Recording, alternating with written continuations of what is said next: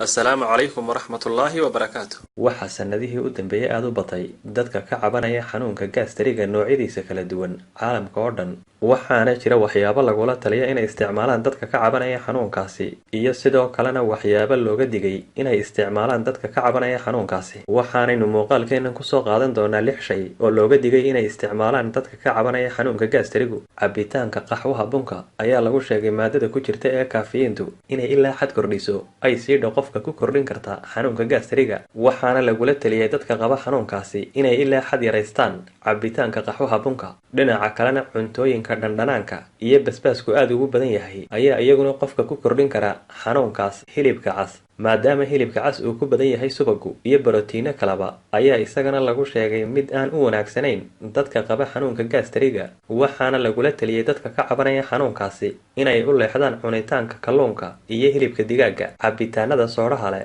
ayaa iyagana lagu sheegay kuwo aad ugu xun dadka qaba xanuunka gaastariga. Dhinaca kalena iyadoo ay dhici karta dadka qaarkood markay cabaan caanaha inay waxoogaa ka nastaan xanuunka gaastariga ayaa haddana waxaa laga digay isticmaalka caanaha subaga leh kuwaasoo lagu sheegay inay sii kordhin karaan xanuunkaasi. Cuntooyinka milixdu ku badan tahay ayaa iyagana lagula taliyay inay iskaga fogaadaan dadka qaba xanuunka gaastarigu. Dhinaca kalena inkasta oo xanuunka gaastarigu uu leeyahay noocyo kala duwan haddana noocyada ugu badan ee dadku ay ka cawdaan waxaa ka mid ah nooca loo yaqaan H pylori. H pylori waa bakteeriya ku samaysanta qaybta sare ee mindhicirada waana xanuun Soomaalida aad ugu badan.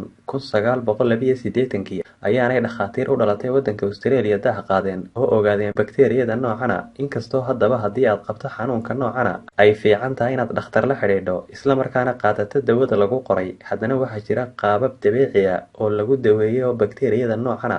qaabka koobaad ee lagu daweeyo bakteeriyada noocana ayaa ah isticmaalka shaaha cagaaran. Daraasad la sameeyay ayaa lagu sheegay in cabitaanka shaaha cagaarani uu u diido bakteeriyada noocani inay la falgasho qofka bini'aadamka isla markaana ay ku samaysanto caloosha taasoo macnaheedu yahay in shaaha cagaarani uu yahay ka hortag fiican marka laga hadlayo xanuunka noocana. Dhinaca kalena qofka qaba xanuunka noocana ee isticmaala shaaha cagaaran waxaa la sheegay inuu shaahani u diidayo inay bakteeriyadani kusii fido jirka iyo inuu xanuunkani kusii bato qofka.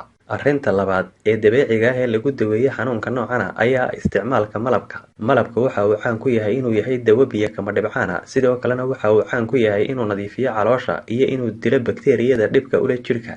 Haddaba waxaa jira nooc malabka ka mid ah oo aad ugu fiican daaweynta xanuunka noocana waana malabka loo yaqaan casal samur. Malabka noocanahina waa malab ay shinnidu ka samayso geedka aynu u naqaan quraca oo keliya waana malab ka duwan malabada kale waana malab ka qaalisan qiimo ahaan malabada kale waana malab ka dawo badan noocyada kale ee malabka. Arrinta saddexaad ee lagu daweeyo xanuunka noocana ayaa ah isticmaalka saliid saytuunta. Daraasad la sameeyay 2007 ayaa lagu sheegay in isticmaalka saliid saytuunta saafiga ahi ay gebi ahaanba ka takhalusto xanuunka noocana waana marka aad saliid saytuunta saafiga ku darsato cuntooyinka iyo marka aad wax yaroo saliidaas cabto xilliga calooshaadu ay maran tahay. Arrinta afraad ee lagu daweeyo xanuunkan ayaa ah isticmaalka geedka cirqisuus. inaad maalin kasta cabto hal koob oo sharaabka laga sameeyay geedka cirqisuus muddo 1 bil ah ayaa lagu sheegay inuu gebi ahaanba ka takhalusayo xanuunka noocana. Ilaahay baana cudurka iyo caafimaadka bahaya.